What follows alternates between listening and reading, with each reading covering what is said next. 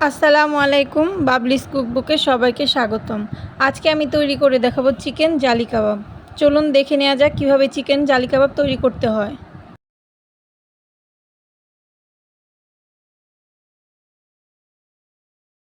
এখানে আমি আগে থেকে সিদ্ধ করে রাখা 1 কাপ চিকেন নিয়েছি আগে থেকে সিদ্ধ করে রাখা আলু, যেটাকে আমি গ্রেটারে গ্রেট করে নিয়েছি 1 কাপ পরিমাণ।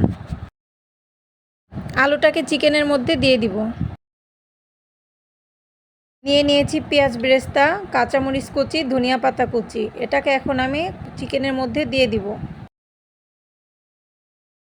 দিব লবণ, কাবাব মশলা, রোস্টের মশলাটা দিলে কাবাবের টেস্টটা দ্বিগুণ বেড়ে যায়। দিব 1/3 কাপ পরিমাণ ব্রেড ক্রাম্বস,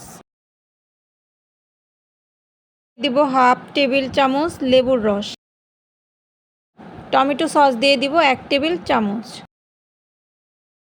সবশেষে অ্যাড করে দিব গোলমরিচ ফাঁকি। সব কিছুকে ভালোভাবে হাত দিয়ে মেখে নিই। কাবাবের মিশ্রণটা ভালোভাবে মাখিয়ে নেওয়া শেষ। দিব সয়াবিন তেল। কাবাবের শেপ দেওয়ার জন্য আমি হাতের তালুতে তেল নিয়ে এখান থেকে আমি কাবাবের মিশ্রণ নিয়ে গোল গোল করে কাবাবের শেপ দিয়ে নিব। পছন্দ অনুযায়ী এখানে নিয়ে শেপ দেওয়া যাবে। একইভাবে সবগুলো কাবাব আমি শেপ দিয়ে নিব।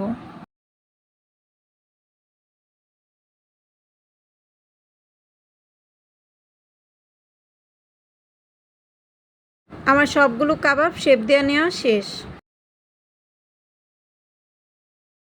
কাবাবগুলো ভাজার জন্য আমি 2টা ডিম ফেটে নিয়েছি। চুলায় একটি প্যানে আমি পর্যাপ্ত পরিমাণ তেল গরম করে নিব। তেল গরম হয়ে গেলে একটি কাবাব আমি ডিমের মধ্যে চুবিয়ে আমি ফ্রাই প্যানের মধ্যে দিয়ে দিব।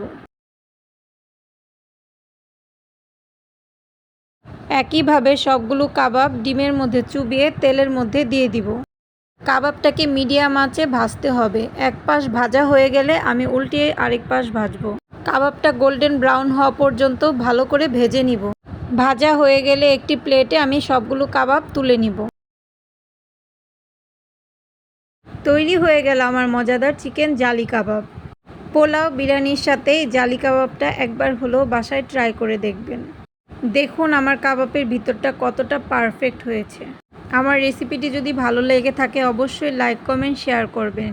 এমন নিত্য নতুন রেসিপি পেতে আমার চ্যানেলটি সাবস্ক্রাইব করবেন। এতক্ষণ ভিডিওটি দেখার জন্য সবাইকে ধন্যবাদ।